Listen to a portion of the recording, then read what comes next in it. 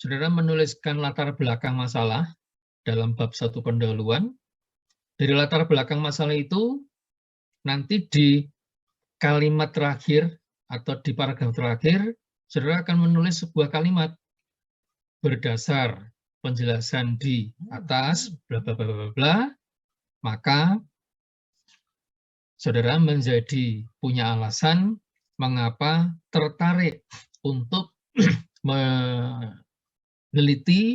topik yang ada sesuai dengan judul penelitian saudara. Nah, selesai, saudara lanjutkan dengan subbab 1.2, perumusan masalah atau permasalahan penelitian. Makanya diawali dengan apa?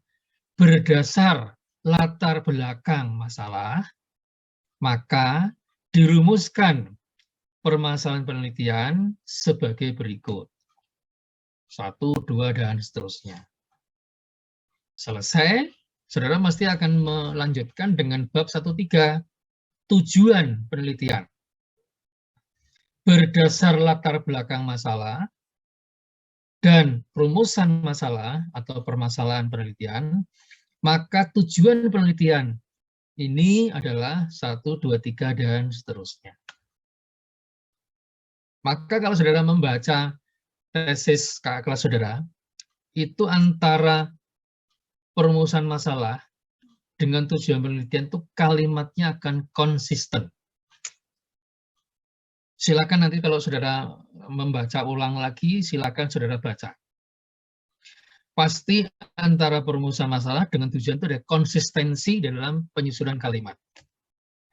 Perbedaannya di perumusan masalah itu dengan kalimat tanya, apakah, dan seterusnya. Sedangkan di tujuan penelitian, saudara menulis untuk menguji, untuk membahas, untuk menganalisis pengaruh, dan seterusnya.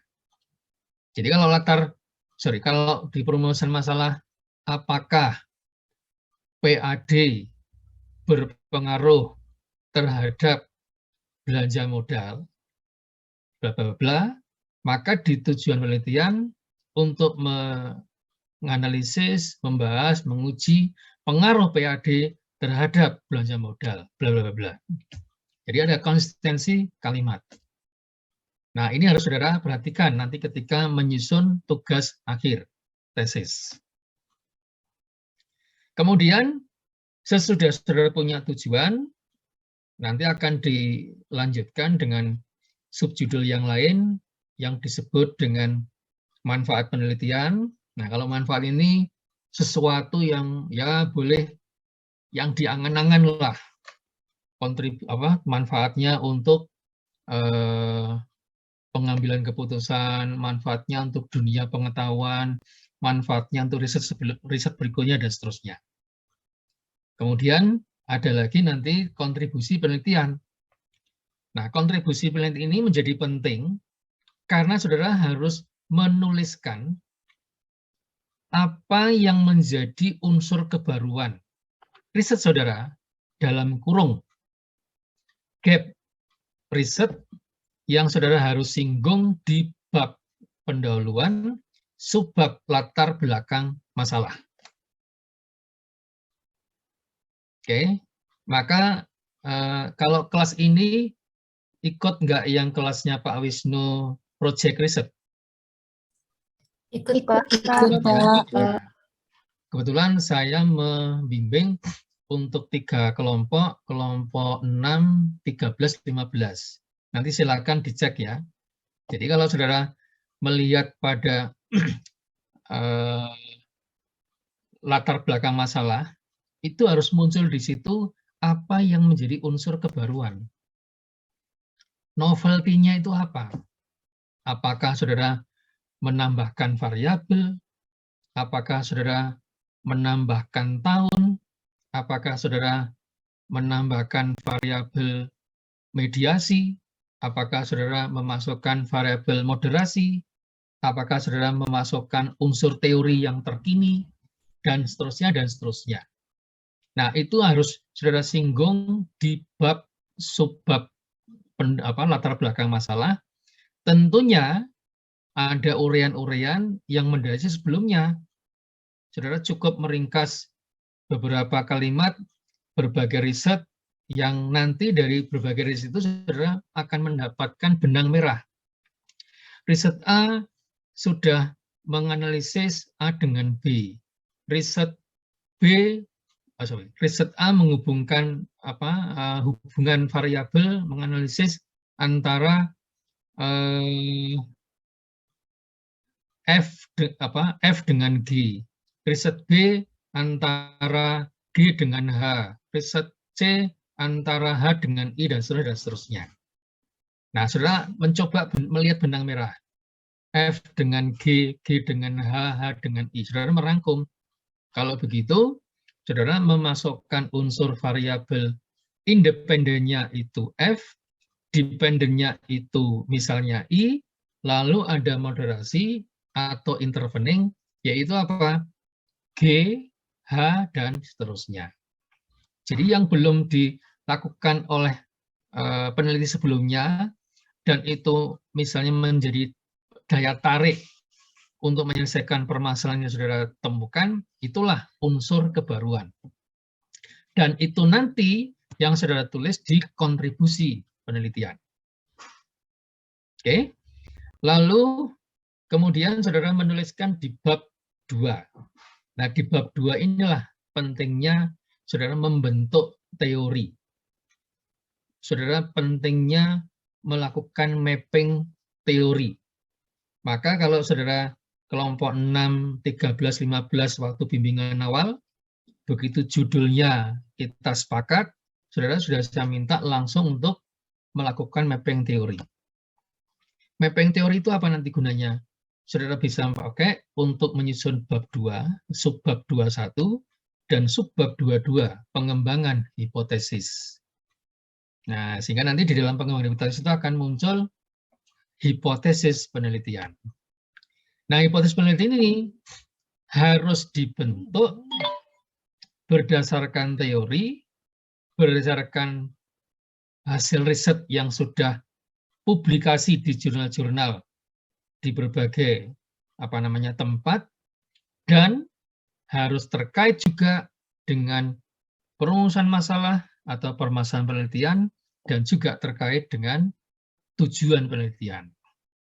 Sehingga kalau saya membaca tesis saudara ketika mau diuji, saya itu akan melihat di judul, perumusan masalah atau permasalahan penelitian, tujuan, lalu di hipotesis.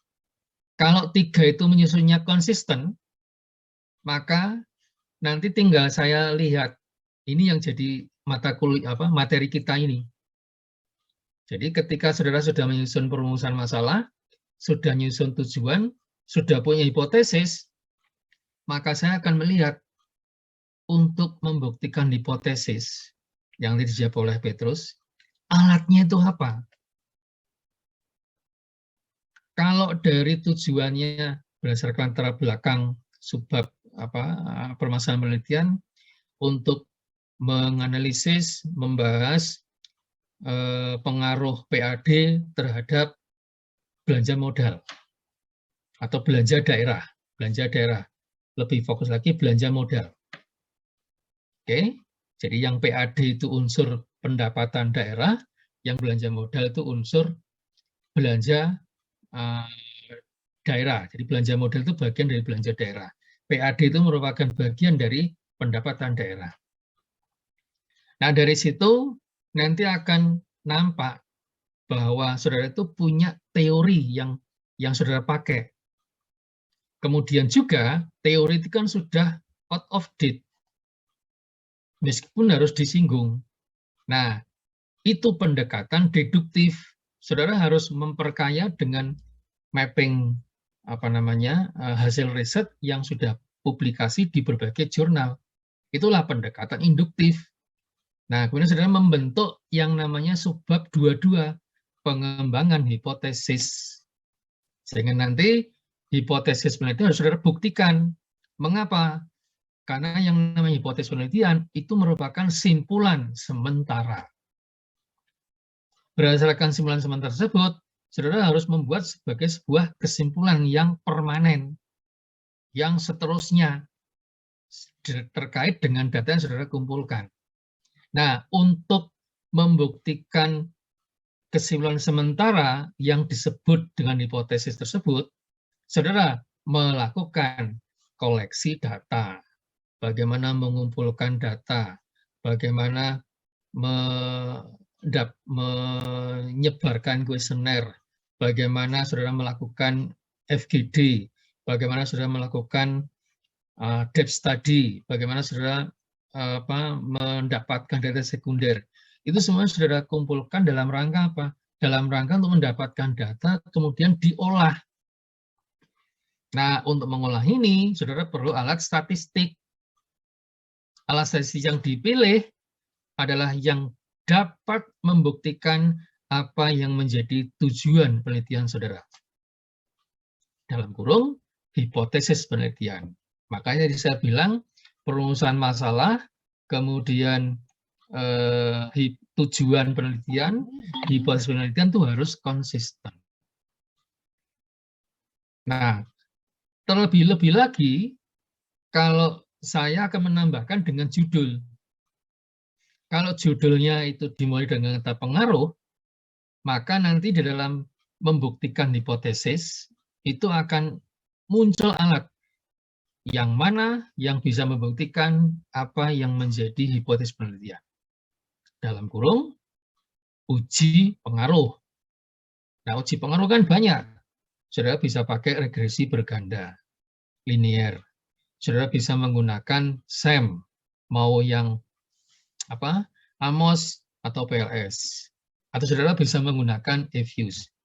Itu alat.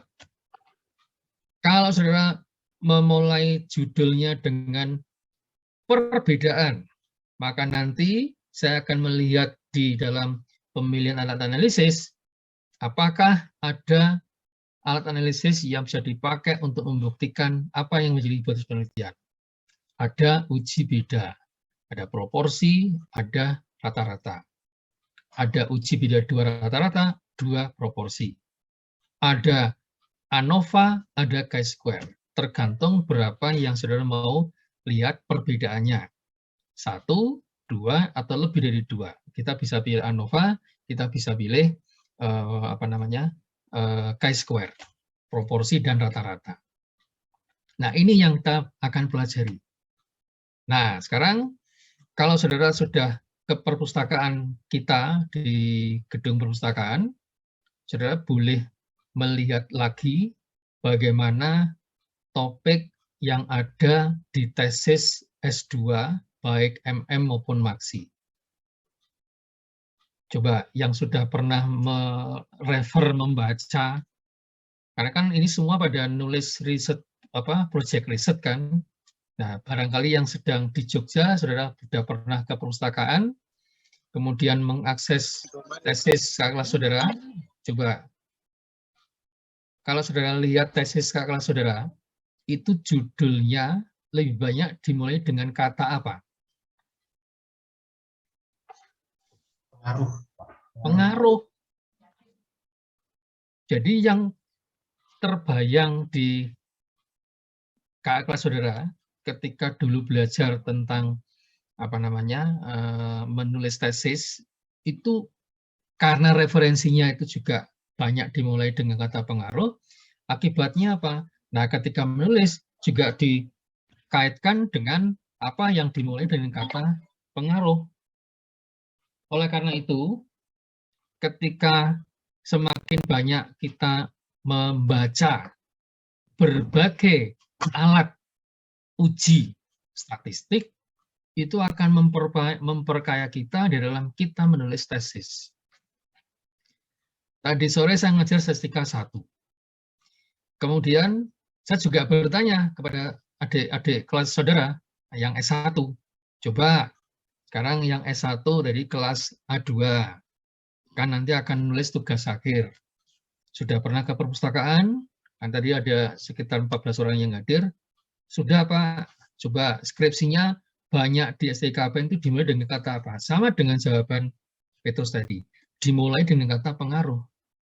Nah, ini kalau nanti dibiarkan skripsi, tesis, seolah-olah pengajaran statistik di STKPN, baik S1 maupun S2, yaitu kan melihatnya dari sudut pandang antar variabel yang saling pengaruh mempengaruhi. Mungkin ditambah variasinya dengan variabel moderasi, dengan variabel mediasi atau intervening. Tetapi yang ada di benak kita masing-masing itu pengaruh. Nah, ini bisa kita pahami sepanjang kita membaca banyak alat yang terkait juga dengan pengaruh. Nah, makanya tadi di statistika 1 saya menjelaskan juga non-parametrik. Jadi ketika kita memilih alat analisis, itu jangan saudara terpancang dulu alatnya harus regresi. Alatnya harus, modelnya harus SEM. Tetapi saudara harus melihat apa yang saudara tulis lebih dulu. Apa itu? Perumusan masalah kan? Jadi permasalahan penelitian itu kan tidak selalu ingin melihat hubungan antar variabel. Kita uji, namanya uji pengaruh.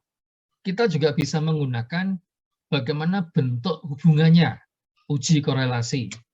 Kita juga bisa melihat apa bedanya antar variabel, uji beda. Jadi banyak yang bisa kita lakukan.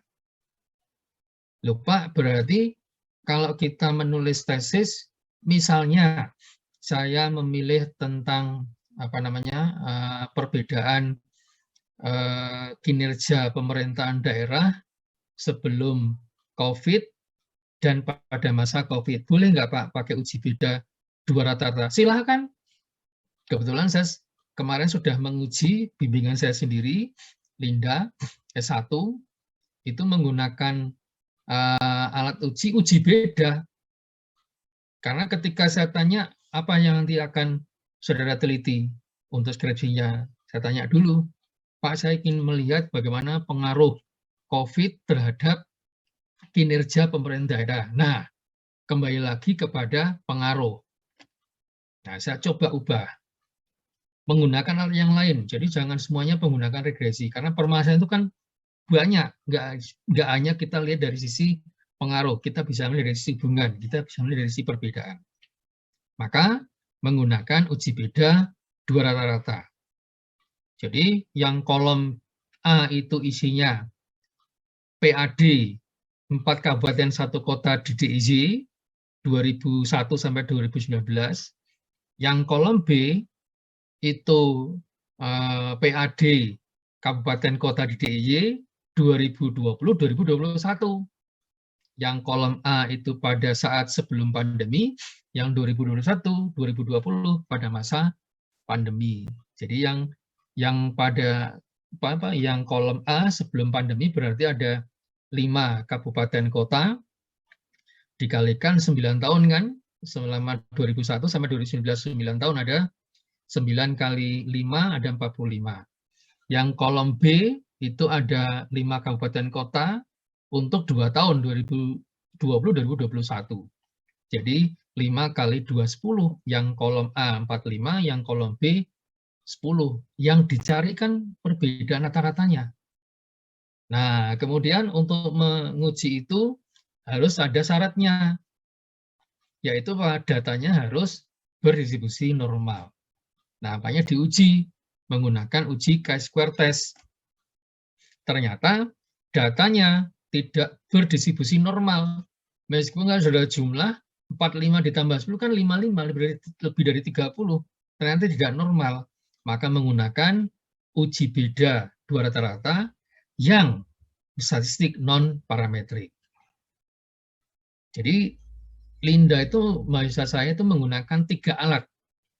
Yang satu uji beda dua rata-rata statistik parametrik, yang 2 itu ada 2 alat statistik non-parametrik karena memang datanya tidak normal. Nah, ini yang saya maksudkan. Jadi nanti kalau saudara menulis tesis, ya ubahlah bahwa tidak harus menggunakan bentuk model yang harus diselesaikan menggunakan regresi, menggunakan SEM, menggunakan NAMOS, menggunakan PLS. Kita bisa menggunakan EViews, kita bisa menggunakan alat yang lain. Nah, jadi dari benar jawaban dari Petrus untuk membuktikan apa yang jadi tujuan penelitian, untuk memenuhi membuktikan hipotesis untuk memenuhi apa yang jadi tujuan penelitian kita. Nah, nanti akan nyambung lagi di kesimpulan. Jadi kesimpulan itu harus konsisten dengan apa yang jadi tujuan. Kalau tujuannya ada dua, kesimpulannya tidak dua, berarti ada yang belum dituliskan di situ.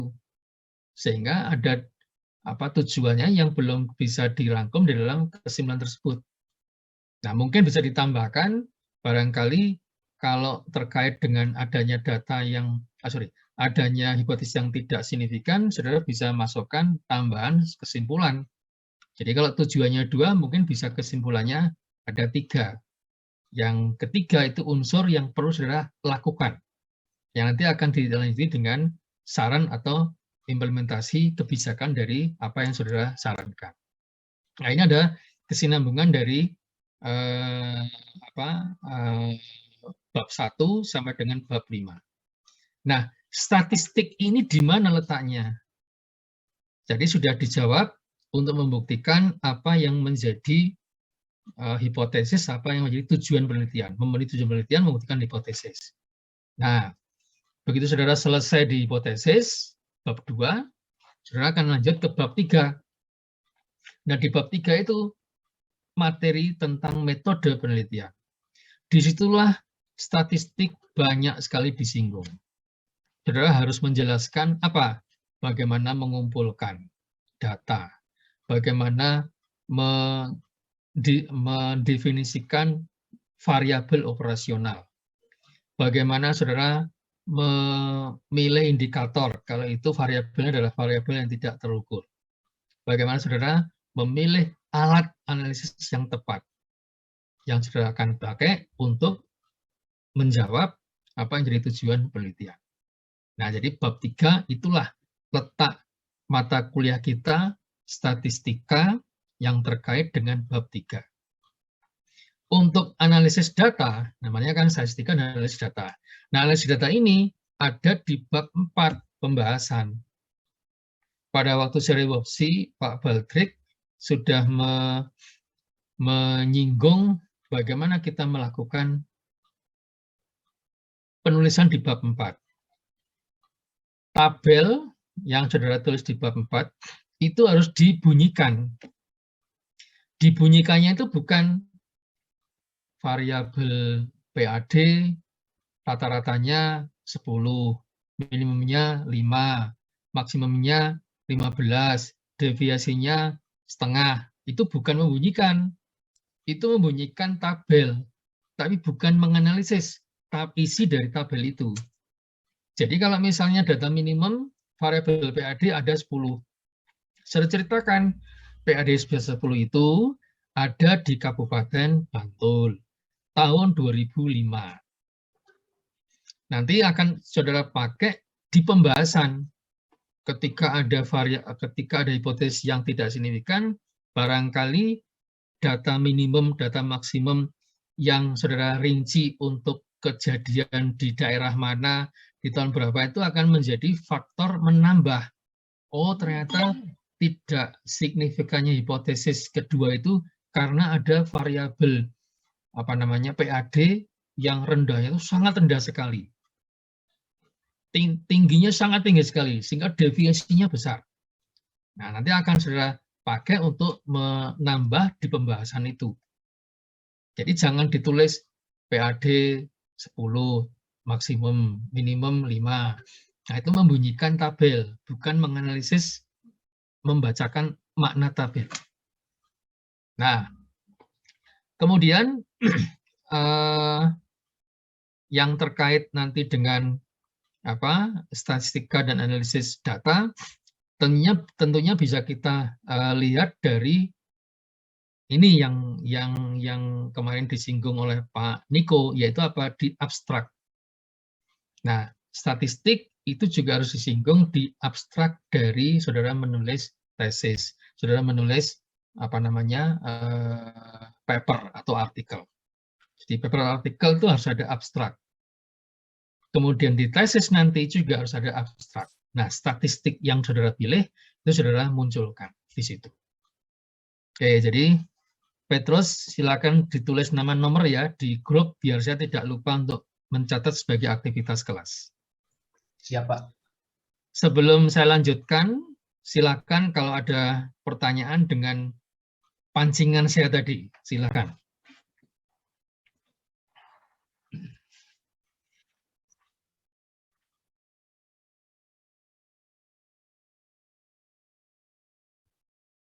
Oke, kalau tidak ada, saya share lagi untuk silabus. Nah ini, berbagai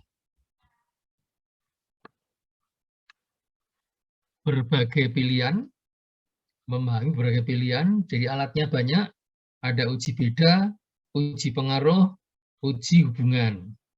Uji bedanya banyak, ada uji beda 2 proporsi rata-rata, ada uji beda ANOVA, ada uji beda chi-square.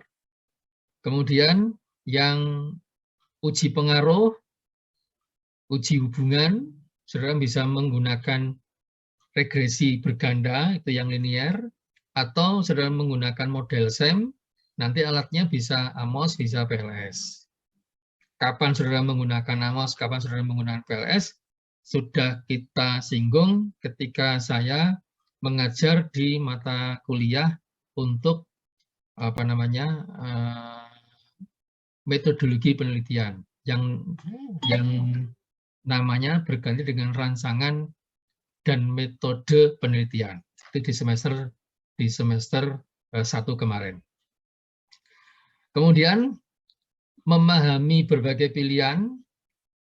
Setelah saudara paham, saudara memilih, oh saya mau menggunakan SEM. Ada pilihan misalnya 2, mau pakai AMOS, mau pakai PLS. Kalau saudara mau melakukan pengujian terhadap teori, maka saudara menggunakan pilihan untuk menguji teori, maka tentunya saudara tidak boleh menggunakan PLS, saudara harus menggunakan AMOS. Kok bisa? Nah, karena di dalam pengujian yang menggunakan AMOS dengan PLS, itu lebih banyak langkahnya untuk AMOS, lebih sedikit untuk PLS. Misalnya, dalam konteks melakukan pengujian statistik, di PLS itu tidak mensyaratkan tentang pengujian normalitas data. Di dalam PLS tidak merupakan kewajiban, di dalam AMOS itu harus. Di dalam AMOS perlu dukungan teori yang kuat, di dalam PLS tidak. Jadi itu pilihan-pilihan. Nah tentunya ini semuanya bergantung apa yang ada di rumusan, apa yang menjadi tujuan penelitian. Nah, kemudian kalau sudah memilih alat, saudara menganalisis. Judul mata kuliah kita kan ini, statistik dan analisis data. Analisis data itu bukan sekedar tadi membunyi-bunyikan, tapi saudara merangkum bagaimana hasil pengujian statistik, kemudian dikaitkan dengan apa yang saudara tulis di dalam statistika deskriptif. Makanya di bab 4, di dalam bab 4 subbab 41, itu kan ada deskripsi variabel penelitian. Deskripsi responden. Itu nanti menjadi penting ketika saudara membahas di pembahasan hasil riset. Ada yang signifikan, ada yang tidak, saudara masukkan di situ. Kenapa tidak signifikan? Oh, ternyata dari karakteristik responden, sebagian besar responden ternyata mempunyai background pendidikan yang relatif rendah. Sehingga kemampuan memahami kuesioner mungkin kurang optimal. Sehingga hasilnya ketika memilih jawaban nggak bisa optimal. Apa akibatnya? Nah, kalau jawabannya tidak optimal, ya jadi nggak sesuai dengan teori, akibatnya apa? Ya hasilnya tidak akan signifikan. Oke, jadi tidak signifikan itu saudara harus gali apa sebabnya. Bisa karena memang sumber datanya itu diperoleh dari responden yang dalam konteks ada keterbatasan responden, atau memang kondisinya seperti itu. Kenapa? Karena ada kejadian-kejadian yang mendukung. Misalnya, kalau saudara meneliti tentang kinerja di tahun 2020-2021, apapun yang saudara mau teliti akan lebih banyak menghasilkan kondisi yang tidak baik. Karena apa? Ada COVID. Di mana-mana ada COVID, sehingga kalau saudara melihat tentang kinerja pemerintahan, kinerja perbankan, kinerja pasar modal, itu kan nampak ketika belum punya pengalaman, apalagi di 2020, itu kondisi ekonomi kita kan relatif gonjang-ganjingnya akan lebih kerasa. Tapi begitu kita mulai bisa menemukan caranya, mulai banyak yang divaksin, mulai sadar pentingnya menjaga prokes, maka di 2021 relatif kan kita menjadi lebih mampu, sehingga hasilnya menjadi lebih baik. Nah, itu yang saudara harus gunakan, bahwa deskripsi variabel penelitian, deskripsi responden, itu menjadi penting, bukan hanya untuk sekedar ada di subbab 41, tetapi harus saudara masukkan di subbab 42. Sehingga ketika hasil penelitian ada yang tidak signifikan, itu saudara jangan merasa kemudian ada yang gagal. Saudara cek dulu, cek datanya sudah diperoleh dengan cara yang benar, memilih respondennya sudah benar, datanya diperoleh dengan cara yang benar, diolah dengan alat yang benar. Kok tidak signifikan? Saudara gali, barangkali ada informasi-informasi lain yang mendukung. Jadi jangan berkecil hati kalau ada hipotesis yang tidak signifikan. Justru kalau tidak signifikan, itu jadi sebuah temuan. Artinya apa? Sudah menggunakan cara yang benar, sudah menggunakan teori yang benar. Kok tidak signifikan? Berarti ada keterbatasan dengan data, ada keterbatasan dengan teori yang saudara gunakan dalam menulis tesis tersebut. Oke, nah ini yang terkait dengan subbab yang terkait dengan subbab kalau di tesis di bab 4 dan di bab 3. Kemudian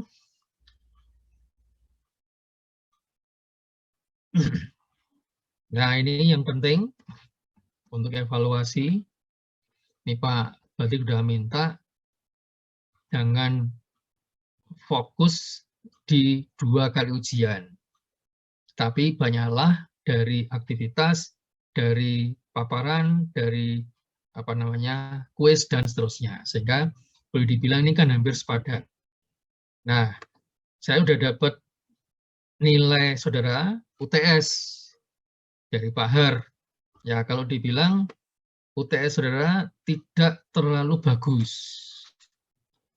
Saya ulangi, UTS saudara tidak terlalu bagus. Saya sudah dapat dari Pak Har, dari Pasca juga. Sehingga saudara masih punya kesempatan. Ini loh, saudara kan masih punya kesempatan nomor 1 dan nomor 3. Ini kan 65%. Artinya kalau saudara nanti di pasca UTS ini saudara bergairah lagi, maka nilai saudara akan menjadi lebih baik lagi. Jadi bukan hanya di ujian, tapi juga di komponen 1 dan di komponen 3. Oke, nilai akhir gradasi ini nggak ada masalah. Nah, kemudian yang nanti akan kita bahas itu ini, pertemuan mulai minggu depan sampai dengan pertemuan ke-14. Sekarang pertemuan pertama ini masih saya, jadi saya mengawali untuk pertemuan pertama. Nanti pertemuan kedua sampai dengan ke-14 itu adalah paparan dari masing-masing mahasiswa dalam bentuk kelompok. Oke, nah oleh karena itu ini saya stop. Kemudian saya lanjutkan untuk menjelaskan tentang kelompok yang saudara harus siapkan karena mulai kita pakai untuk pertemuan minggu depan. Ini kalau saya mendapatkan data dari nilai Pak Har dan dari Pasca, itu jumlahnya ada 40. Ini dulu, benar enggak? Kalau saudara sudah membaca WhatsApp Group, apakah dari peserta kuliah SAD, apakah ada yang belum masuk di data yang 40 mahasiswa itu, 40 orang itu? Ada enggak?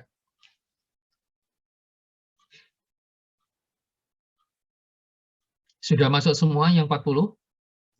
Sudah, Prof. Prof. Sudah, Pak. Ada yang belum masuk? Berarti sudah oke semua ya. Nah, kemudian ada 40, kita kan tinggal 6 pertemuan, 6 minggu tatap muka. Sehingga kalau saudara lihat di materi minggu, ini kan sekarang ini minggu ke-8. Jadi minggu ke-7 itu sebelum UTS, minggu ke-8 sekarang.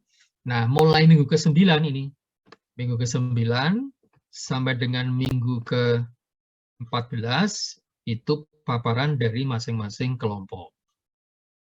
Nah, saya bagi tidak merata, karena kalau 40 dibagi 6, itu kan 6 kelompok, 6 minggu, per kelompoknya 6. Nah, kalau kelompoknya 6, 36, ada 4 yang nggak dapat kelompok. Makanya ada yang isinya 2, ada yang isinya 3. Nah, ini sebagai contoh untuk minggu depan, ini minggu ke-9, nanti yang paparan materi 8 itu ini,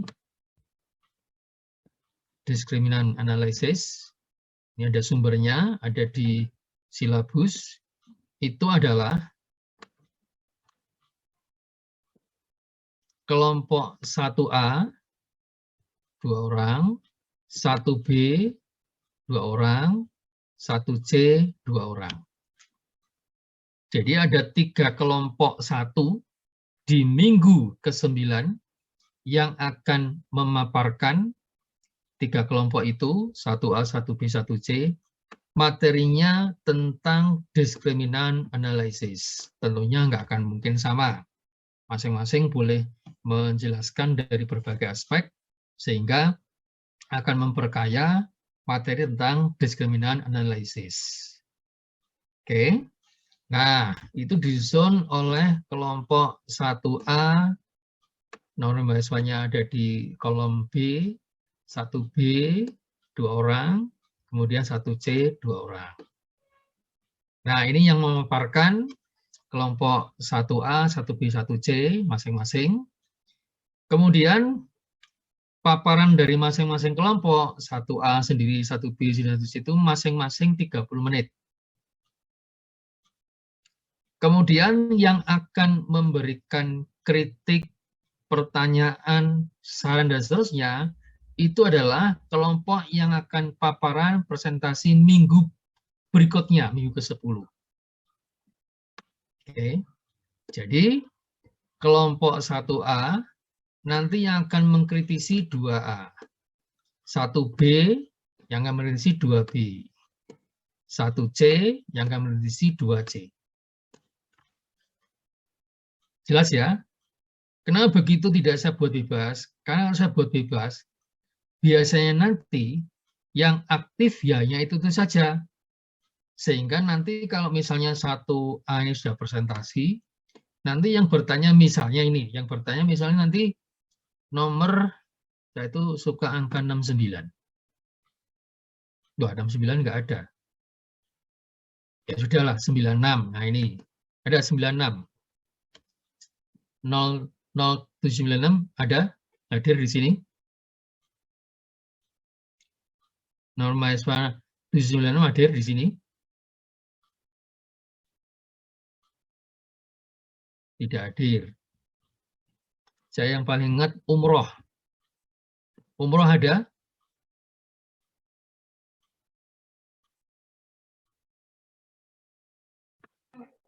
.796 hadir, Pak. Mohon maaf.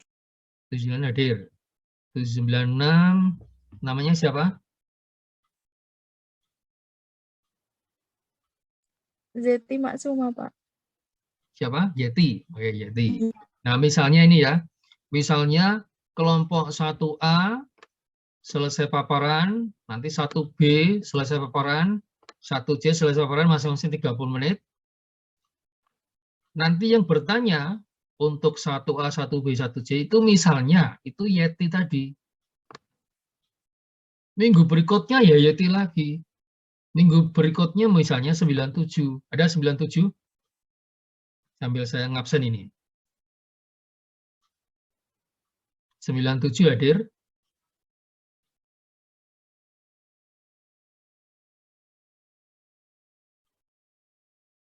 Oke, nggak ada. Jadi kehadiran itu juga akan mempengaruhi penilaian ya. Jadi kehadiran itu juga akan mempengaruhi penilaian. Saudara hadir, seperti Petrus tadi, itu bisa mendapatkan nilai, bisa mendapatkan materi. Jangan sampai nanti ketika ujian, saudara mendapatkan nilai C. Kemarin sudah disinggung, pada waktu UTS, itu ada yang mungkin kurang responsif, sehingga ada yang merasa tidak mampu merespon apa yang ditugaskan, yang ditanyakan oleh dosen. Nah, nanti kalau itu terjadi, nilai saudara minimalis, misalnya nanti Spahar itu kan nilainya sudah keluar. Nah, kalau saudara nggak bisa mendapatkan nilai yang lain, saya nggak punya apa-apa untuk bisa menolong saudara. Jadi yang bisa menolong saudara itu bukan dosen, tapi mahasiswa itu sendiri. Oleh karena itu, silakan hadir dan aktif. Kalau ada pertanyaan dari dosen, saudara bisa jawab. Itu mengumpulkan banyak penilaian dan akan memberi persepsi yang berbeda. Nanti misalnya ini Petrus dalam ujian, misalnya mendapatkan nilai yang kurang optimal. Tetapi karena aktivitas yang Petrus lakukan itu optimal, nah itu akan menambah poin untuk nilai yang tadi ujiannya kurang. Nah, tapi kalau saudara ujiannya kurang, nggak hadir, dipanggil tidak muncul, ya apa boleh buat, ya nilai C akan terjadi. Oke ya, saudara sudah S2, sesungguhnya sudah punya perilaku yang berbeda dengan mahasiswa S1. Oke, jadi nanti 1A, minggu depan paparan, yang bertanya di 2A.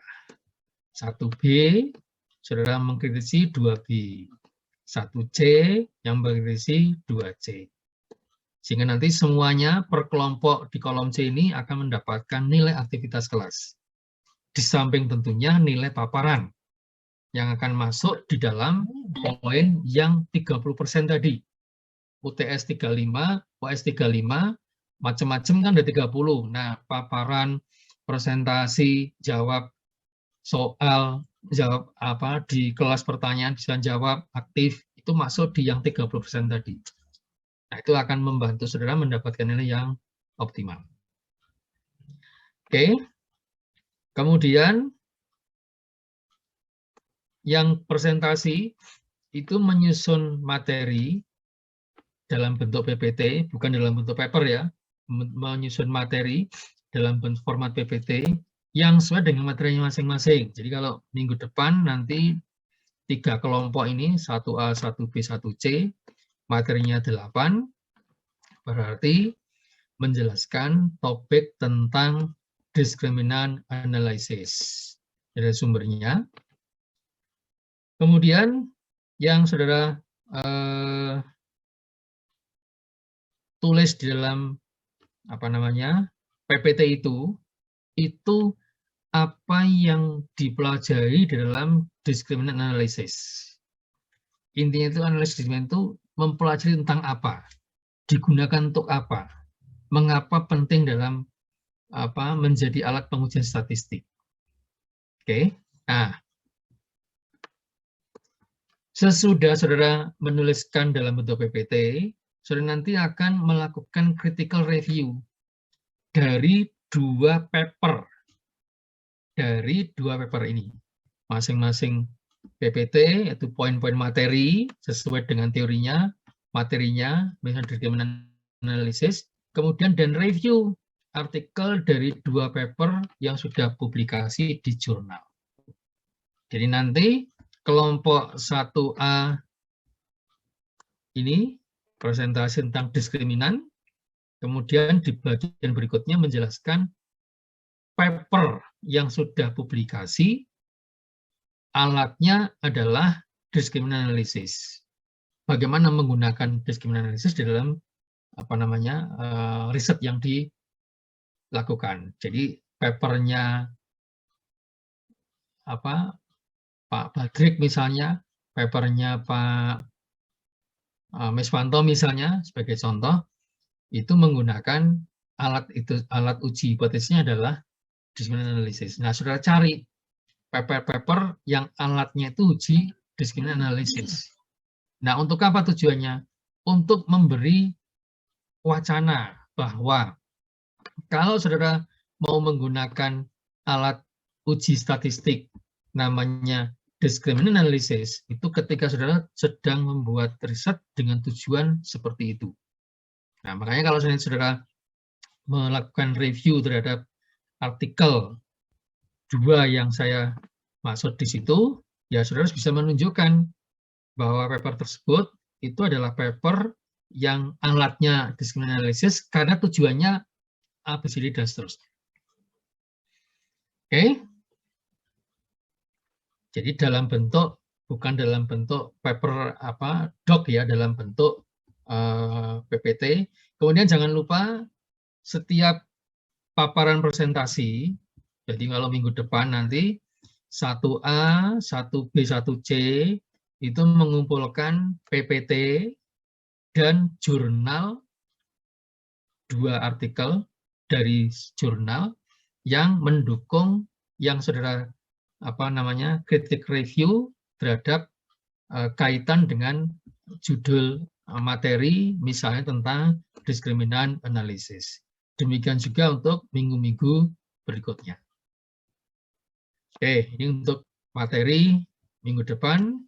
Silakan kalau ada pertanyaan. Izin Pak. Ya, silakan. Ya, izin Pak, saya Saputra Siwa. Izin bertanya Pak, tadi mungkin karena internet saya sedang buruk, jadi tadi sempat terpotong penjelasan Bapak. Tadi untuk critical issue itu Pak, itu yang untuk review critical issue, kami nyari materi sendiri apa gimana ya Pak? Ya, jadi yang pertama, saudara menuliskan di PPT itu, misalnya ini ya, tentang discriminant analysis. Saudara mencari apa itu yang disebut dengan discriminant analysis. Oke. Dari buku manapun, ini kan saya menyebutkan sumbernya dari sini. Sumber ini ada di silabus ya. Kemudian, saudara menambah review artikel dari 2 artikel yang 2 paper yang sudah publikasi di jurnal. Nah, saudara nanti kumpulkan, kemudian saudara singgung di PPT saudara bahwa artikel dari penulis ini, topiknya tentang ini, menggunakan discriminant analysis, bagaimana metodenya, bagaimana kesimpulannya, dan seterusnya, dan seterusnya. Jadi nanti saudara menjadi luas, kelompok 1A, 1B, 1C, itu akan memberi wacana bagi teman-teman saudara sampai dengan kelompok 6C bahwa discriminant analysis ini bisa dipakai manakala kita punya tujuan untuk meneliti tentang sesuatu yang terkait dengan variabel dependent dan variabel independent yang masing-masing variabelnya itu mempunyai nilai variabel yang berbeda. Kalau rasio sih saudara bisa pakai uji pengaruh. Tapi kalau yang satu kategori, yang satu nominal atau interval itu bagaimana? Nah, itu saudara gunakan alatnya ini discriminant analysis. Paham ya? Paham Pak. Papernya boleh dari sumber manapun. Yang pasti bukan skripsi, bukan tesis, bukan disertasi. Kenapa paper? Karena sudah publikasi di jurnal. Artinya sudah ada proses review sehingga menjadi lebih ilmiah lah Karena kalau dalam bentuk skripsi kan belum publikasi di di luar kampus. Tapi kalau sudah skripsi tapi sudah dipublikasikan kan menjadi lebih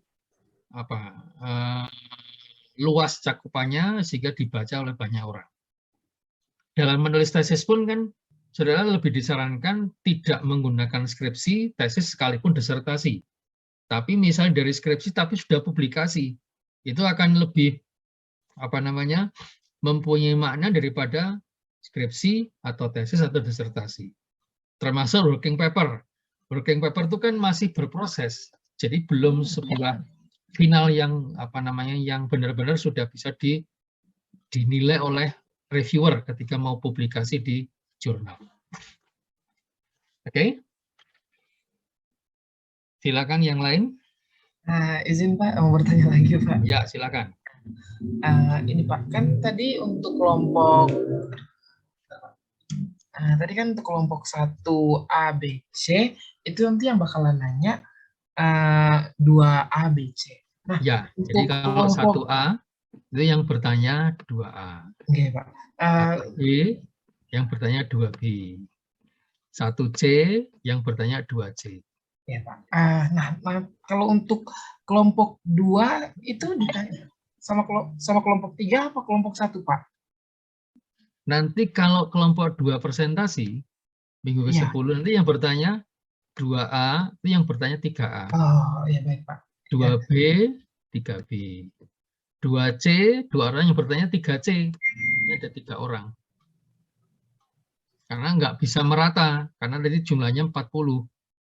Jadi mulai kelompok 3 ini anggotanya yang 3C, 3 orang. Sehingga harapan saya itu masing-masing punya kesempatan dapat nilai aktivitas kelas. Nggak kosong. Kalau tidak seperti ini, nanti seperti yang tadi saya kasih contoh, yang presentasi 1A yang bertanya misalnya nomor 57. Nanti 1B 57 lagi, 1C 57 lagi. Artinya yang dapat nilai hanya itu saja. Nah, tujuan saya untuk bisa mendapatkan nilai dari masing-masing peserta kan tidak tercapai. Sehingga saya buat model seperti ini agar masing-masing mahasiswa bisa beraktivitas kelas. Baik, Pak. Makasih, Pak. Nanti misalnya ya, 1A yang bertanya 2A. 2A ini nggak bertanya, ya dia nggak dapat nilai. Kalau sudah nggak dapat nilai, maka baru saya akan kasih lempar ke kelas. Siapapun boleh jawab. Oke, itu kan berarti 2A memang tidak punya niat untuk dapat nilai. Nah, kalau sudah begitu kan kelasnya nggak boleh saya biarkan. Maka saya kasih kesempatan bagi saudara yang bukan 2B, 2C, misalnya dari kelompok lain, silakan yang mau menjawab. Begitu. Iya, Pak. Nah, misalnya kalau 2A ini kan 2 orang, Pak, nggak bertanya. Berarti Bapak lempar pertanyaannya ke kelas itu 2 orang apa boleh lebih, Pak? Kalau nanti 1A, itu 2 ada yang bertanya, ya saya kasih kesempatan pada orang lain 1 pertanyaan. Iya, Pak. Gitu. Baik, makasih Pak. Oke. Ada lagi yang lain? Mohon maaf Pak, saya izin bertanya juga. Silakan. Sebelumnya, ini kan untuk minggu depan itu kan kelompok 1 ya Pak, 1A, 1B, 1C. Nah itu kan ada 6 orang. Untuk papernya itu kan satu kelompok 2, berarti totalnya untuk kelompok 1 minggu depan itu ada 6 paper ya Pak? 3 paper. Oh 3, jadi satu kelompok. Ini kan satu kelompok, namanya 1A. Ini satu kelompok 1B, satu kelompok 1C. Jadi ada 3 paper, 3 PPT. 3 PPT ada 6 artikel yang dipakai sebagai critical review. Oh baik. Berarti artikelnya ada 6 ya Pak? Satu masing-masing 1A ini kan satu kelompok 2 paper, ini satu kelompok 2 paper, ini satu kelompok 2 paper. Baik, terima kasih Pak. Kalau saya menyarankan mungkin menyusunnya itu bisa bareng-bareng kan, tapi kan mesti nggak mungkin sama toh. Iya. Tapi untuk papernya bisa berbagi. Kalau misalnya ini ya, misalnya 1A ini karena saking cepatnya itu bisa langsung dapat 6 artikel. Nah, silakan yang 4 artikel dibagi ke 1B sama 1C. Nanti biar 1B 1C yang menulis critical review-nya. Baik, terima kasih Pak. Ya. Silakan yang lain.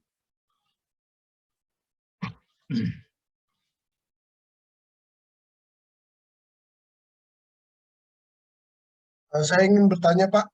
Ya. Berarti Jadi, ini ya, silakan. ya, berarti ini kan kelompok 1 ada 3 kelompok. Ya. Nah, berarti apakah 3 kelompok ini berarti materinya sama diskriminan analisis? Yes. Atau sama berarti ya, Pak? Sama.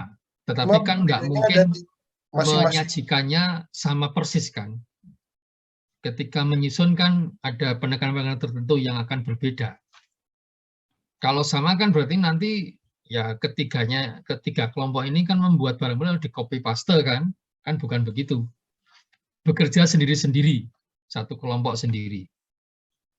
Oh, ya, Perkara baik, nanti satu kelompok itu bisa mendapatkan 6 artikel itu lain hal. Nanti yang 4 artikel dibagi ke 1B, 1C, kan boleh. Baik, Pak.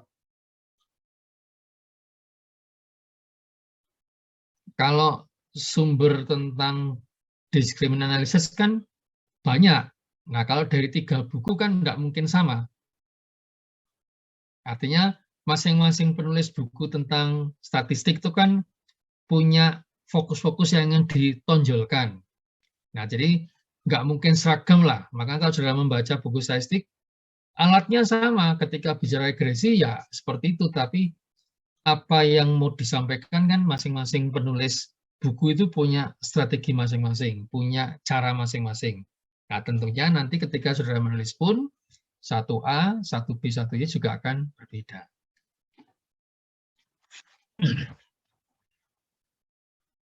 Ada lagi?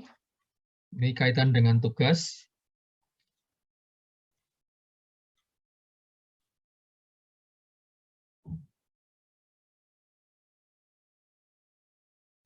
Pak, saya mau tanya. Ya, Matius, silakan. Nah, untuk yang 2 artikel, seandainya kita kelompok 1A dapat 2 artikel, Pak. Itu nanti dikumpulnya itu diketik atau ditulis tangan, Pak? Atau langsung download? Jadi PPT itu kalau saya kasih tahu, PPT itu isinya 2 hal. Hal yang pertama isinya tentang materi diskriminan analisis. Ya. Terus bagian yang kedua itu isinya critical review dari masing-masing paper itu. Nanti di-share di grup itu 1 PPT dari 1A plus 2 artikel dari 1A. Jadi artikel yang sudah pakai untuk di critical review itu dikumpulkan juga. Oh iya Pak, baik. Nanti 1B juga begitu. Ada PPT, isinya tentang diskriminan analisis, dan juga tentang critical review dari 2 paper yang saudara pilih. Nanti dikumpulkan PPT 1B dan 2 paper dari 1B. Baik Pak, terima kasih Pak. Nah, nanti dikumpulkannya di grup. Mengapa? Agar nanti kalau teman-teman saudara yang lain mau nulis tentang diskriminan, itu paling tidak sudah punya 6 artikel. Ketika nyusun tesis kan harus punya artikel pendukung. Nah, minimal saudara sudah punya 6 artikel.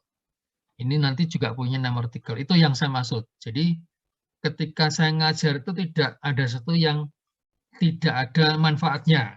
Jadi nanti ini manfaatnya harapan saya, artikel-artikel ini Karena ini sesuai dengan discipline analysis, nanti bermanfaat bagi teman-teman saudara kelas ini yang nantinya menulis tentang discipline analysis minimal sudah punya 6 artikel. Berarti Nah, sebelum kita mulai, kita harus kirim tiga tugas gitu ya Pak. Satunya PPT sama 2 paper itu ya. Iya. Jadi ketika besok minggu depan kelompok 1A, 1B, 1C presentasi, itu jam 18.30 mereka paparan kan, itu sudah mengumpulkan masing-masing PPT-nya dan 2 paper yang menjadi pilihannya. Oke, baik Pak. Terima kasih Pak. Oke. Nah, ini kunci ya. Nanti kalau saudara tertarik misalnya tentang diskriminan, ini kan sudah punya 6 artikel. Nah, di masing-masing artikel itu kan punya daftar pustaka. Daftar pustakanya kan mesti terkait dengan diskriminan analisis, saudara gali dari situ. Nah, kalau masing-masing artikel itu misalnya ada 15 artikel tentang diskriminan, nah kalau 6 kan sudah punya 90. Itu sudah lebih dari cukup. Kalau saya membimbing tesis, biasanya minimal 30. Nah, ini kan ada 6, masing-masing artikel itu misalnya punya 15 artikel, atau kalah 15 artikel. 15 kali 6 kan ada 90. Nah, 90 artikel kan sudah cukup bagus. Mapping toolnya semakin banyak. Semakin banyak saudara punya referensi, semakin bagus hasil risetnya. Semakin sedikit saudara punya teori, punya artikel, semakin tidak bagus hasil teorinya. Saudara nulis tentang sektor publik, risetnya, kemudian artikelnya hanya dari saya dan Pak Baldrik. Nah, itu masih jauh dari cukup. Itu yang saya maksud. Jadi, ngajarnya ini, tapi manfaatnya itu bisa untuk beberapa aktivitas. Itu yang saya maksud. Paham ya, Matius ya? Iya Pak, paham Pak. Terima kasih. Ada lagi? Izin Pak, Pak. izin Pak. Ya, siapa? Valita dulu. Izin Pak mau tanya terkait sumber Valeria, materi. ya, Valeria. Izin Pak Rudi ini mau tanya terkait sumber materinya itu yang harus sesuai silabus atau bisa dari luar Pak? Yang silabus itu kan terbatas. Silabus kan hanya berapa ini? Silabus hanya 2 kan? Iya Pak. Nah, boleh saudara mencari referensi yang lain. Ya Pak. Terima kasih Tidak Pak. harus menggunakan sumber referensi yang ada di silabus. Barangkali malah saudara mendapatkan materi diskriminan analisis dari buku terbaru, karena ketidakmampuan saya untuk mendapatkan materi tentang diskriminan analisis yang terbaru, saudara dapat. Nah, malah saudara share. Nanti saya bisa pakai untuk mengupdate materi tentang diskriminan analisis bahwa masih ada sumber yang lebih terkini. Kan begitu? Ya Pak. Ada lagi tadi yang barengan dengan Valeria? Saya Pak Asril Pak. Asri lagi, silakan. Maaf ya Pak. Makin banyak bertanya, saya makin senang. Ini lebih nggak ngerti sih Pak. Ya, Ini nggak apa-apa. Pak. Jadi kalau yang untuk misalnya kan aku kelompok 4 nih Pak. Nah itu kan ada 3 orang Pak. Itu untuk papernya tetap 2 apa harus 3 juga Pak? Kelompok 4. Iya. Itu 4 sih Pak. Ini ada kelompok 1, kelompok 2, kelompok 3. Terus pertanyaannya? Pertanyaannya kan tadi Bapak bilang untuk critical issue-nya dari 2 paper Pak. Nah itu kalau untuk kelompok kami yang beranggotakan 3 orang tetap itu 2. Tetap 2. Tetap 2 ya. Gitu. Makasih Pak.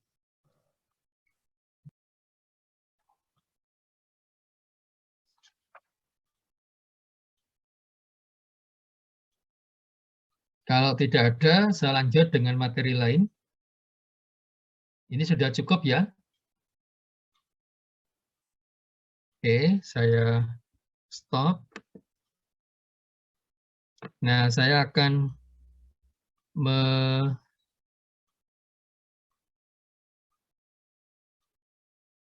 masuk, nah ini, yang tadi saya singgung tentang unsur kebaruan.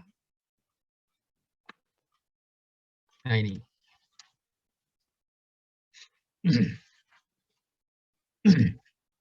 Di situ ada poin 6, alat analisis data. Ada unsur untuk membuat, saudara punya novelty, saudara punya sesuatu yang baru dari saudara melakukan penulisan tesis.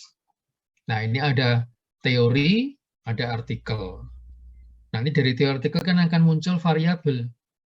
Sehingga munculnya variabel-variabel itu kan saudara mempunyai teori yang lebih terkini. Mempunyai artikel yang lebih terbaru. Teori itu pendekatan deduktif, artikel itu pendekatan induktif. Nah, sehingga saudara punya temuan, saudara punya sesuatu yang baru, itu sudah menjadi sebuah unsur kebaruan riset. Lokasi, selama ini risetnya menggunakan BI. Nah, saudara tambah, bagaimana kalau di bursa di Tokyo, bagaimana kalau di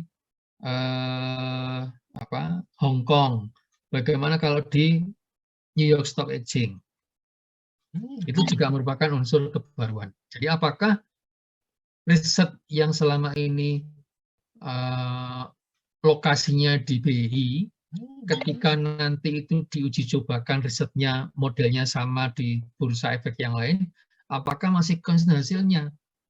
Nah, itu saudara mendapatkan unsur kebaruan dari lokasi. Waktu juga begitu. Makanya kalau kemarin itu ada kaitan dengan pandemi, nah ini ada unsur waktu. Selama ini kan kita nggak bicara pandemi. Untung ada pandemi. Nah, meskipun juga tidak kita harapkan, tetapi dengan pandemi itu kita banyak mendapatkan sesuatu yang baru. Kalau nggak ada pandemi, barangkali itu nggak akan banyak muncul terobosan-terobosan UMKM yang bisa melakukan sesuatu yang inovatif. Kalau nggak ada pandemi, barangkali SDIKPN tidak akan berpikir untuk menggunakan kuliah online. Nah, ini kan dengan pandemi, unsur waktu kan ada perubahan-perubahan. Nah, itu juga bisa menjadi unsur kebaruan. Kemudian data, penambahan data. Apakah dalam menggunakan interval, menggunakan data nominal, menggunakan rasio, itu termasuk unsur kebaruan.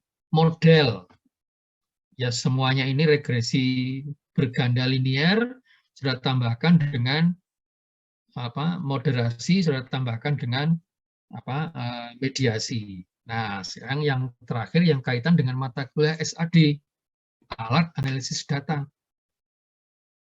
Kalau saudara membaca disertasi ya, disertasi itu karya yang sudah paling top kan, program doktor disertasi. Di tempat manapun di Indonesia sebelum tahun 2000 atau mungkin sebelum tahun 2010 lah. Saya kebetulan S3 2009, nulisnya mulai 2011. Alhamdulillah saya 2 tahun 5 bulan S3 saya selesai, 2 tahun 5 bulan. Nah, ketika saya membaca disertasi di S3 UNER, disertasi di UGM atau di tempat lain yang kita bisa saling tukar informasi, itu bentuk riset yang uji pengaruh.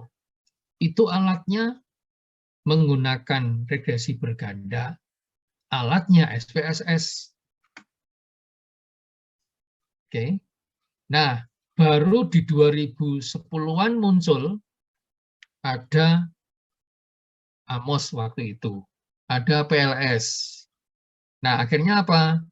Model regresi linier yang tanpa moderasi, tanpa mediasi, itu kemudian dalam tanda petik ditinggalkan, menggunakan uji pengaruh tetap, tetapi alatnya menggunakan model SEM, alatnya pakai AMOS, pakai PLS.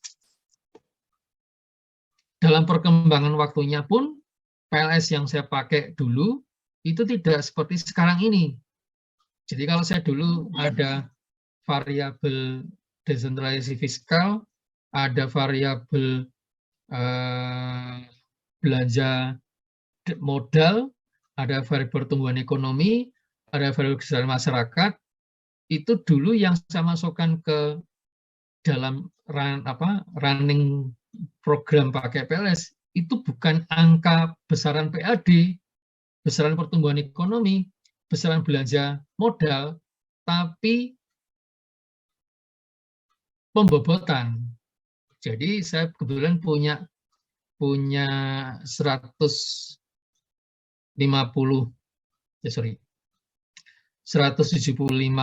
data, jadi 35 kabupaten kota, 29 kabupaten, 6 kota di Jawa Tengah selama 5 tahun.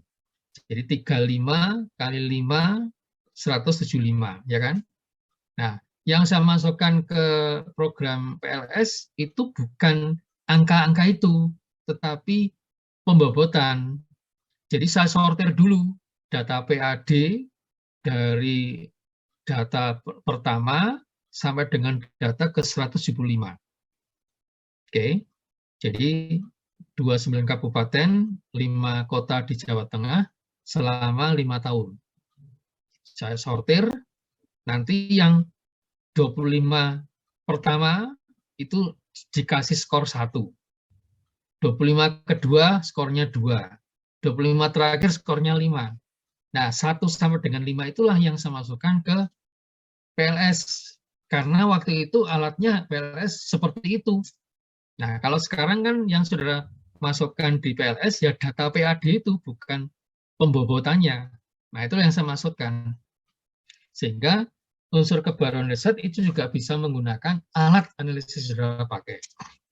Selama ini menggunakan uji pengaruh pakai regresi berganda, menggunakan SPSS. Kalau menggunakan mediasi itu bisa, tetapi tidak bisa menggunakan model yang simultan, yang pengujiannya sekali, tapi bisa untuk menghasilkan dua pengukuran model dan pengukuran indikator. Jadi modelnya bagaimana, indikator yang dipilih itu bagaimana. Kalau SPSS itu kan harus 2 kali pengujian. Tapi kalau menggunakan AMOS PLS kan hanya sekali. Tapi muncul sekali ngeregres, sekali running, sudah keluar akan banyak tampilan-tampilan hasil data statistik. Nah, apakah seperti itu? Itu merupakan alat analisis data. Jadi bisa jadi kalau saudara menggunakan model regresi yang 2 kali pengujian dengan menggunakan model regresi yang sekali pengujian, apakah hasilnya akan konsisten? Kalau tidak konsisten berarti itu unsur kebaruan. Artinya apa? Kalau menganalisis dengan menggunakan model yang SEM, kalau alatnya SPSS itu punya keterbatasan. Nah, jadi hasil-hasil riset yang menggunakan SPSS itu bisa menjadi unsur lemah. Makanya saudara menyarankan untuk model yang menggunakan SEM itu tidak bisa menggunakan SPSS, saudara sarankan menggunakan AMOS atau menggunakan PLS. Itu. Nah, itu adalah merupakan alat kebaruan riset. Jadi alat statistik yang saudara pilih itu bisa menjadi referensi untuk saudara munculkan di dalam akhir bab 1.1 di dalam bab terakhir latar belakang masalah unsur kebaruan, saudara tonjolkan alat analisis yang penulis pilih ini berbeda dengan yang sebelumnya. Nah, saudara punya pertimbangan-pertimbangan tertentu. Contoh, yang tadi kan sudah menggunakan PLS, menggunakan AMOS. Saudara sarankan kalau menggunakan panel data itu harusnya tidak bisa menggunakan regresi berganda, tidak bisa menggunakan PLS atau AMOS, tapi menggunakan eFuse yang punya 3 pilihan model, common effect, fixed effect, random effect. Nah, nanti antara common dengan fixed dibandingkan, antara fixed dengan random dibandingkan, mana yang saudara akan pilih. Nah, ini kalau saudara menggunakan regresi berganda, kan munculnya hanya satu model kan, satu persamaan. Tapi kalau menggunakan panel, akan muncul sebanyak saudara punya data time series, sebanyak saudara punya data cross section. Nah, itu hanya bisa kalau menggunakan Efuse. Tidak bisa muncul kalau menggunakan SPSS. Tidak bisa muncul kalau menggunakan regresi berganda biasa. Tetapi kelemahan Efuse nggak bisa dipakai kalau saudara memunculkan variabel moderasi, variabel mediasi. Ini, jadi alat analisis itu juga bisa menjadi unsur kebaruan riset. Kemudian yang berikutnya,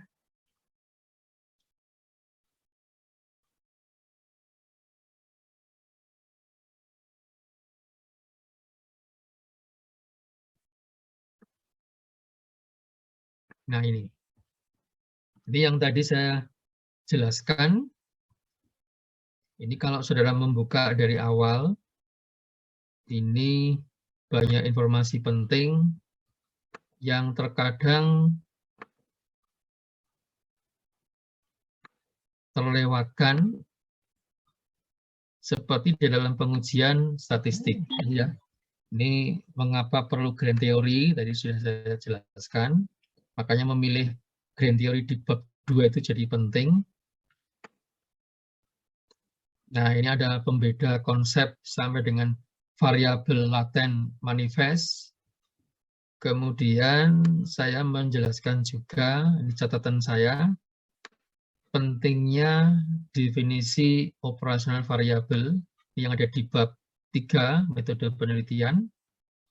Kemudian mengapa menggunakan SEM tidak akan sebagus SEM Amos daripada PLS. Karena kalau saudara punya teori yang kuat, itu bisanya dengan Amos. Kalau teorinya lemah, saudara pakai PLS. Karena memang tujuannya kan berbeda. Kapan saudara pakai PLS, kapan saudara menggunakan Amos. Kemudian, kerangka berpikir ini.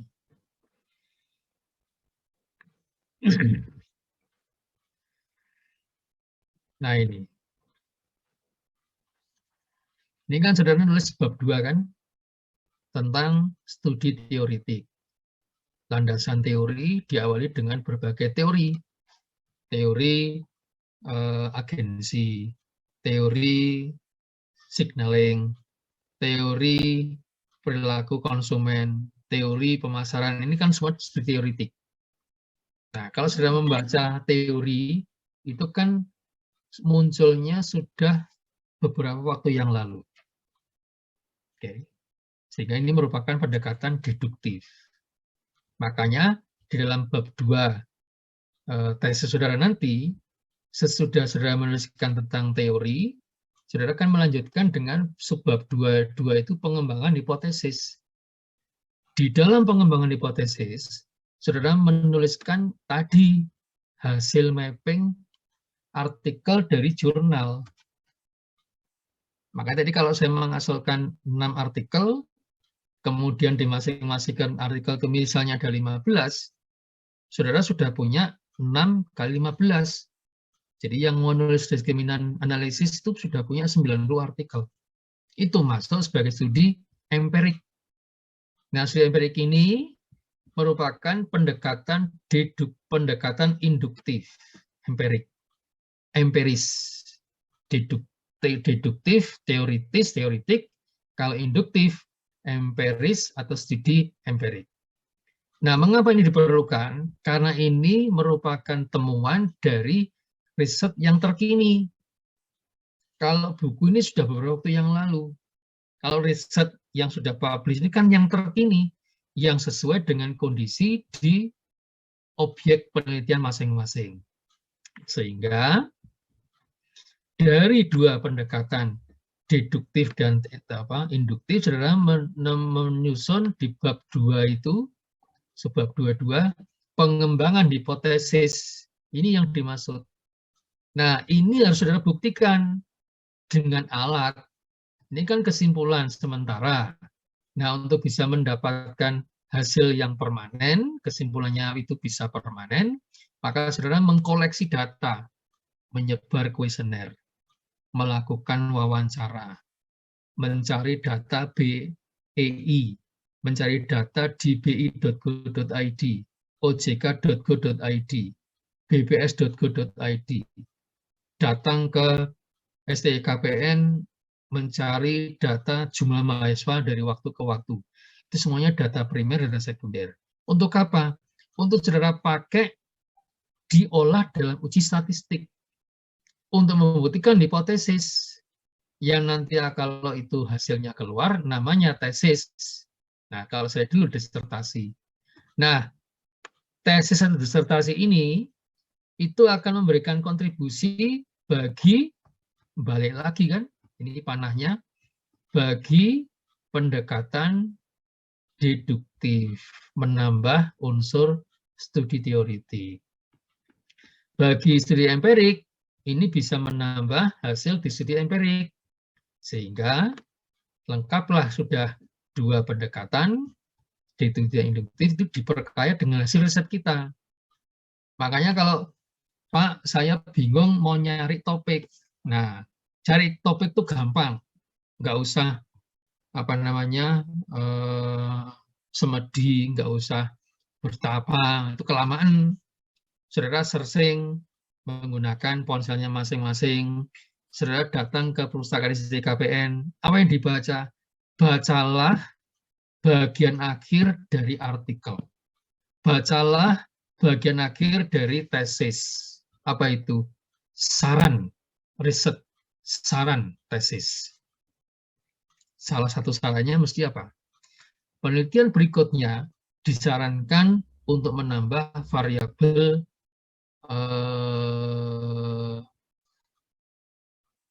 dana perimbangan. Jadi bukan hanya PAD, tetapi juga menambahkan dana perimbangan.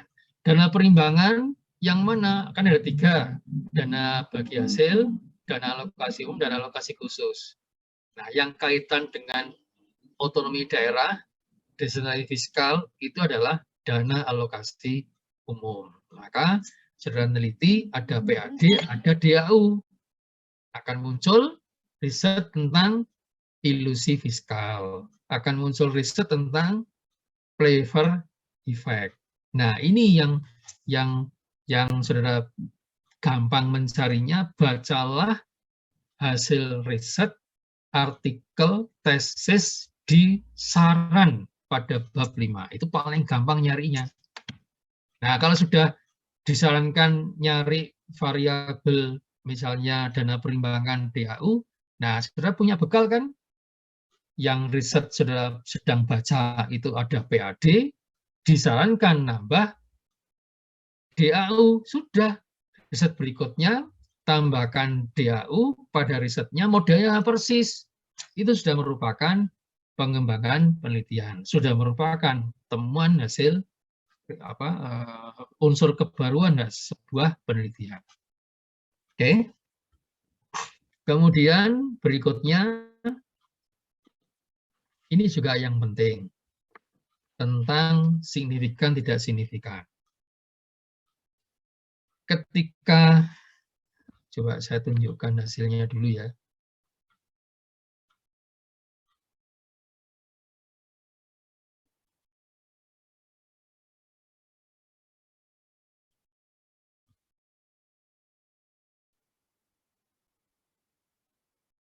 Ini menyusun hasil riset dari olah data statistik. Coba saya tunjukkan.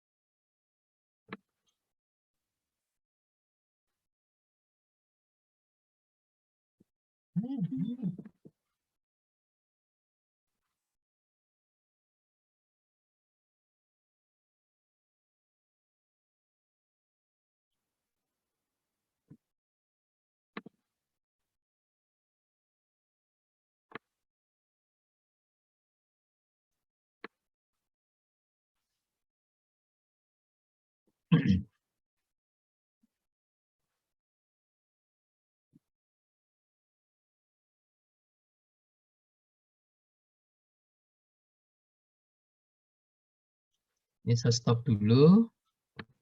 Saya tunjukkan salah satu hasil riset saya ini.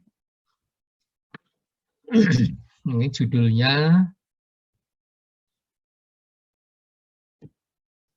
The Inclusive Economic Development Model in Sulawesi Island. The Inclusive Economic Development Model in Sulawesi Island. Jadi model pembangunan ekonomi yang inklusif di Pulau Sulawesi. Oke, ini sudah publikasi, dipublikasikan di EJEM. EJEM itu sekarang Sinta 1. Ketika saya publikasi, ini dengan Manggar, dengan Bu Ranti, itu masih Sinta 2.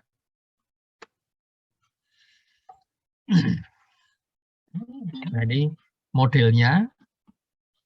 Ini DAU, ini PAD, belanja modal, pertumbuhan ekonomi, mempengaruhi ke kesejahteraan masyarakat, IPM, mempengaruhi ke kemiskinan. Nah, hasilnya ini.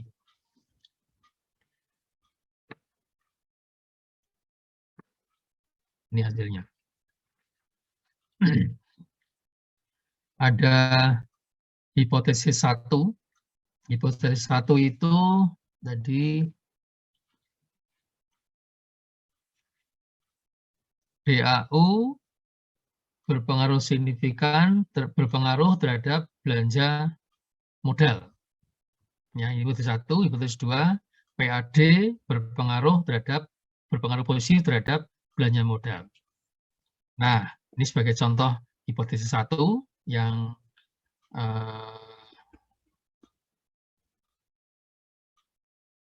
DAU.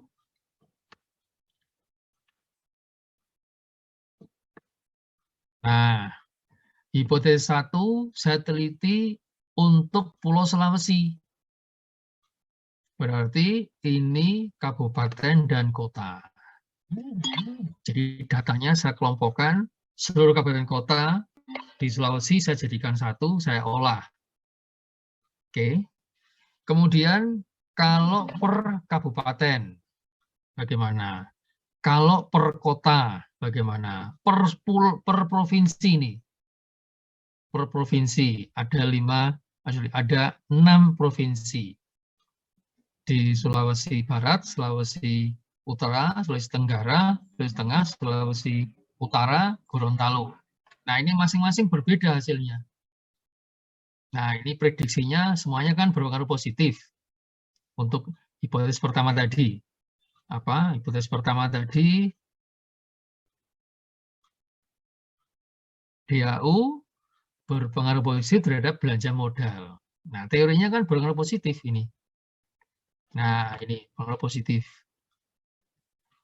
Temuannya ada yang disupport untuk kabupaten kota, tapi ketika bicara kota malah tidak. Ketika bicara kabupaten kota semuanya supported. Tapi ketika bicara tentang provinsi, provinsi barat tidak signifikan. Provinsi Sulawesi Selatan tidak signifikan. Provinsi Sulawesi Tenggara signifikan. Provinsi yang lain tidak signifikan. Ada apa sebabnya? Nah, ini kan kita bicara analisis data. Tetapi ketika kita melihat hasil temuan ini positif, ini temuan, ini prediksinya positif, ini positif kan? Ini positif, positif. Nah, di sini negatif. Jadi berpengaruh negatifnya tidak terbukti, sehingga temuannya rejected, ditolak. Karena berpengaruh negatif artinya apa? Semakin tinggi DAU, semakin rendah belanja modal. Harusnya kan semakin tinggi DAU, semakin tinggi belanja modal. Nah, disinilah analisis data dilakukan. Jadi saudara harus menggali kenapa di Sulawesi Barat ini DAU tidak berpengaruh negatif terhadap belanja modal. Artinya semakin banyak DAU, belanja modalnya malah semakin berkurang. Nah, disitulah saudara bicara. Ternyata dengan penambahan DAU mengakibatkan belanja modalnya berkurang karena ada temuan-temuan. Nah, misalnya sudah bicara tentang penyimpangan, saudara bicara tentang korupsi, saudara bicara tentang proyek yang tidak tepat waktu. Nah, saudara dukung dengan data. Nah, ini yang disebut dengan temuannya, ini mendukung hipotesis 1 untuk masing-masing wilayah, ini sampel region-nya ataukah tidak. Ini kalau sudah lihat kan, ini kan signifikan ini kan di bawah 0,05 kan, ya kan? Harusnya kan hipotesis diterima, tapi rejected karena apa? Ini temuannya PET koefisiennya bertanya negatif. Ini juga negatif. Nah, atau saudara sebutkan, misalnya untuk kasus Sulawesi Barat, barangkali ini provinsi baru. Tapi bagi Sulawesi Selatan ini kan provinsinya sudah lama. Nah, kenapa masih berpengaruh negatif? Bicara tentang penyimpangan, bicara tentang kualitas SDM, dan seterusnya. Nah, ini yang disebut dengan kemampuan kita untuk melakukan analisis data. Oke, saya stop lagi, saya share lagi yang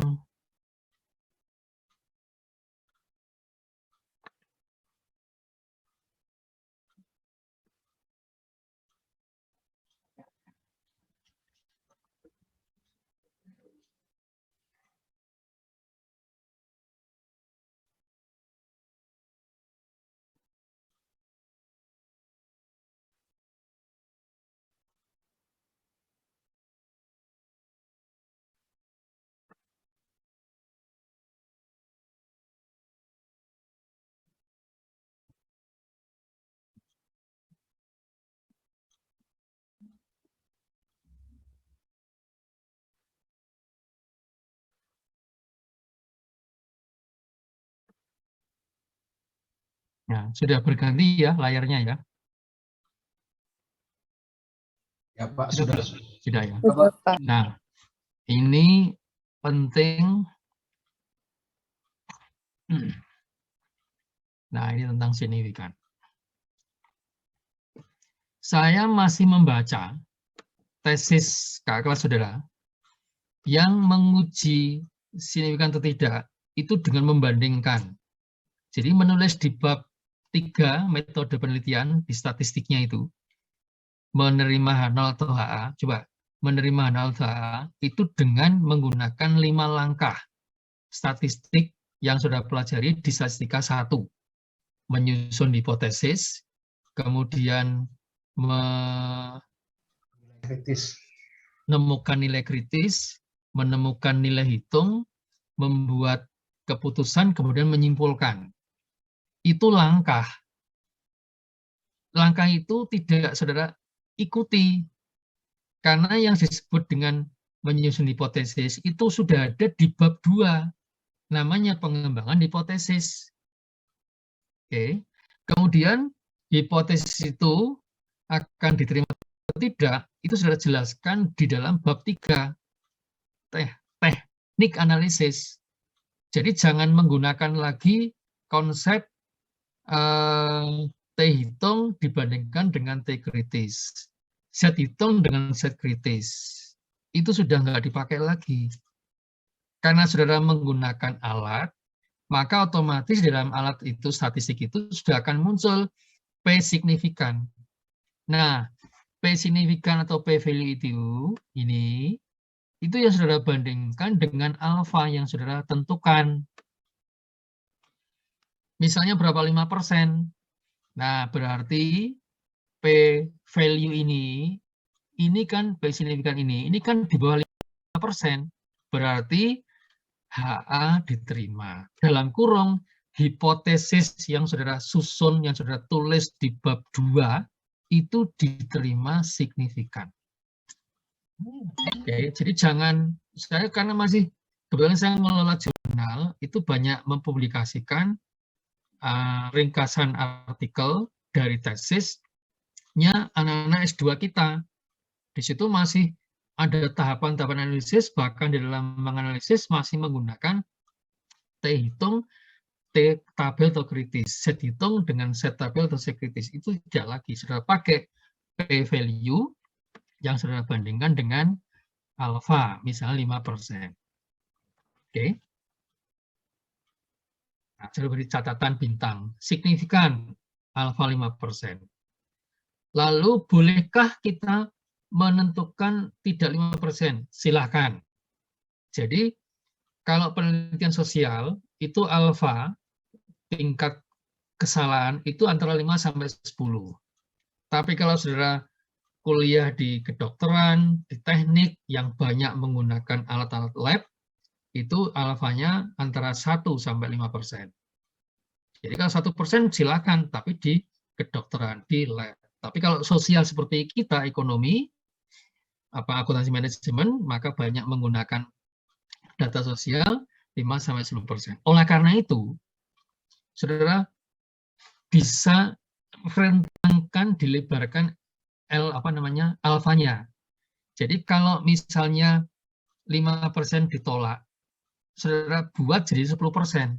Bisa nggak diterima? Misalnya begini, saudara mendapatkan p-value itu 0,06. Oke, 0,06. Alfa 5%. Hipotesis ditolak atau diterima?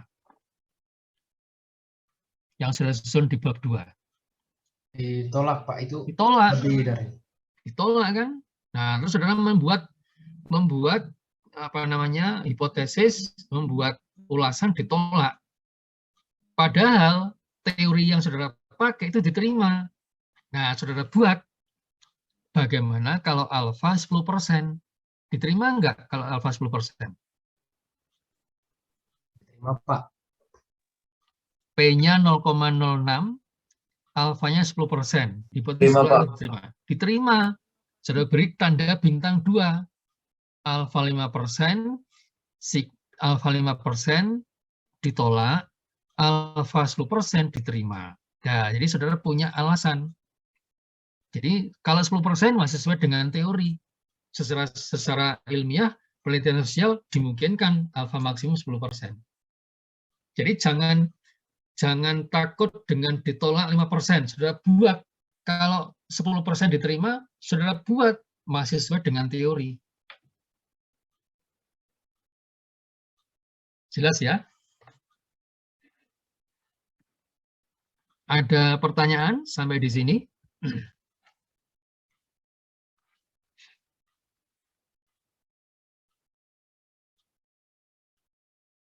Oke, kalau Pak. Oh ya, silakan. Ini berarti kalau misalkan di latar belakang kita udah memastikan alfanya sekian. Lalu ketika kita bukan di latar belakang. Alfa itu akan muncul di bab 3. Di bab 3 ya, Pak. Oke. Ya. Kalau misalkan sudah memastikan alfanya sekian, Pak, di bab 3. Nah, ketika terjadi di analisis, ditolak misalkan, seperti yang sudah digambarkan tadi, 0,6, itu. Lalu, apakah kita bisa menggantikannya ke 10% gitu ya, Pak? Supaya bisa menerima data kita ini. Jangan diganti. Hipotesis, gitu. Jangan diganti, Petrus. Tetapi di bab pembahasan, saudara kasih tadi bintang 1, alfa 5% ditolak, bintang 2, alfa 10% diterima. Gitu. Baik, Pak. Makasih, Pak. Ada lagi? Oke, kalau tidak ada, kita cukupkan di sini. Kita ketemu lagi nanti Selasa depan, kembali ke 18.30 dengan paparan masing-masing kelompok, masing-masing 30 menit. Nanti ada saran pertanyaan dari kelompok 2A, 2B, 2C, dan nanti saya akan memberikan penutup untuk paparan dari 1A, 1B, 1C. Selamat malam, kita ketemu lagi minggu depan. Jangan lupa tetap menjaga kesehatan, tetap menjaga prokes. Selamat malam semuanya. Terima kasih, Pak. Terima kasih, Pak. Terima kasih, Pak. Terima kasih, Pak. Sehat selalu. Amin. Terima kasih, Pak.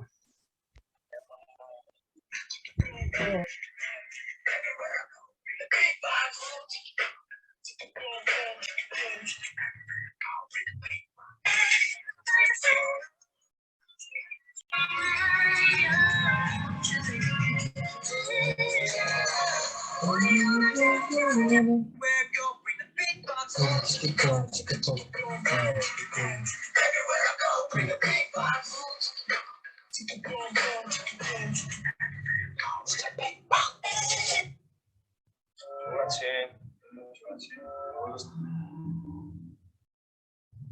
Mau transfer ini itu?